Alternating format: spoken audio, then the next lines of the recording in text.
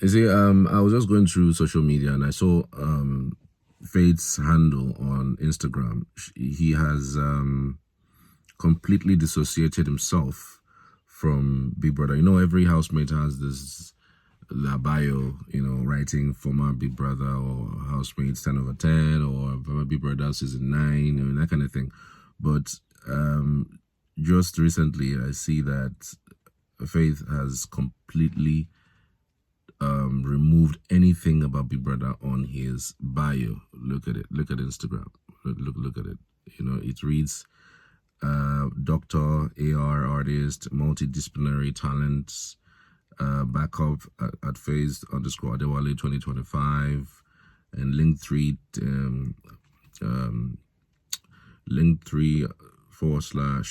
/ team.purple. So he has over 84,000 followers on Instagram. Okay, so that's the place where he has completely dissociated himself. I'm sure he was also going to do that on other social media platforms. It's fair. It's okay to be very saddened by what has happened. It's okay to be angry. It's okay to also dissociate yourself from Big Brother Bbnaija. It's your choice, and I'm sure that by and large, he might not come for the reunion. But again, one thing I also wanted to say is I don't know if it's part of their contract, because in the past we've seen people who have been disqualified not show up for the so-called reunion. We've seen people who are disqualified and show up for the reunion, because they will tell you, I mean, you signed up for it. You signed up for it. So if it's part of the signing that you are going to be part of the whole thing, true and true, you can't not at any point, even when you are disqualified, now say you're not going to be part of any other thing. You're not going to be part of the production anymore, because it is part of what you signed, an agreement.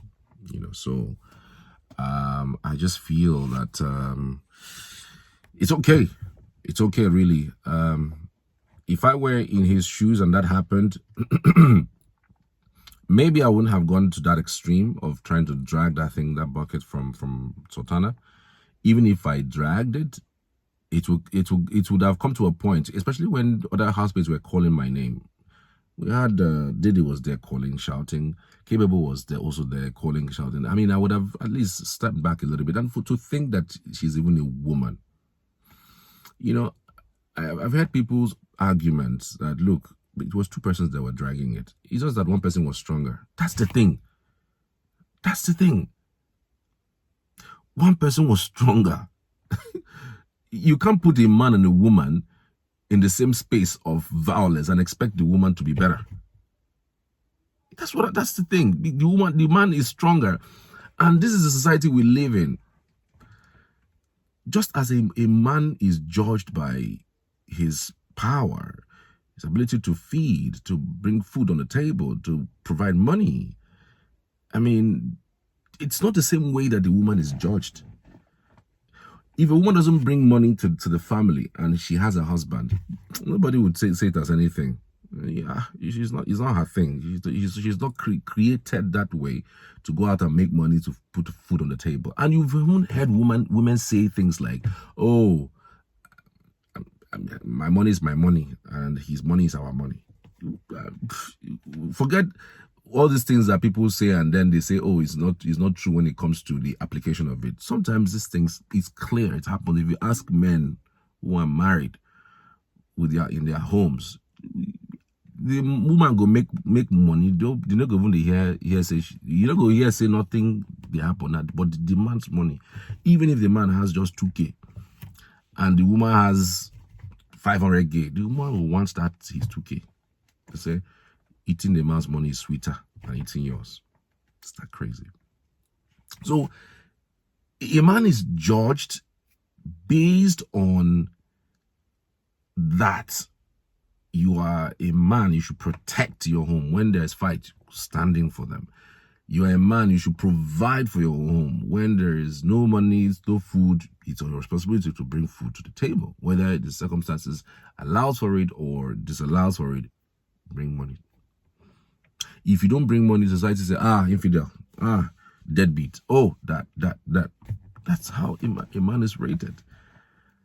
Will the society rate women that way? No, absolutely not. A woman is rated based on, how she's able to take care of the family, how she's able to raise her kids. Have you also noticed that when a child is a wayward, they say it's the woman's fault. But when the child is intelligent, now the man's hand, and the man intelligence they carry. Faith now, I mean, everybody's saying that it's the man's intelligence, it's the father's intelligence that he took. Nobody's talking about the mother, and he has even said he doesn't like his mother. So, get it. When things like this happen, people look at the man, especially when it comes to violence. Especially when it comes to anything that looks like violence. And then people now started detouring what he did with Emisi, dragging a plate, dragging kerosene gallon, pouring kerosene on. You know when some things happen again, people sometimes don't stick to the facts at the moment. They try to detour the things, even though you are remorseful, you have asked for forgiveness for what had happened. They try to recall what you did 10, 50 years ago. Even though sometimes if there are no traces of the things that happened, they just want to create something that looks like. But again, I keep saying this thing. If you can't really tell people who they really are when they are outside. You can't really tell who they really are when they're outside. Everybody acts in a certain way that makes it look like you come off like somebody who's intelligent, who's smart, who's beautiful, who can get themselves together. But when they go indoors, the real self, the real self of them, is out, because they feel that nobody's watching them, nobody's seeing them, so they can do and undo and get away with it. So that's why I've also come to that conclusion that I will not judge people based on what they are outside, or what you see on TV, or what you see with relationship, even with your own personal relationship outside. It's not everybody you see outside that is looking out for you, or what they say to you. I mean, it's not everybody that really does like you, or wants your peace, or wants you to grow, or wants you to get ahead of life. It's not everybody that wants you to do that. But in your closet, you can tell, well, this is who you are. This is who you are inside, but you are not this kind of person outside. So based on that, I'm not going to judge Faith by what has happened there, that moment, but by practically the reflection of who he is inside his house. What he's able to get along with, what he's able to do while he's within the confines of his own personal abode. So decisions taken by Big Brother to disqualify him is purely the decision of the management and the board and those who manage the so-called franchise. Yes, the decision is solely on them. It's not me.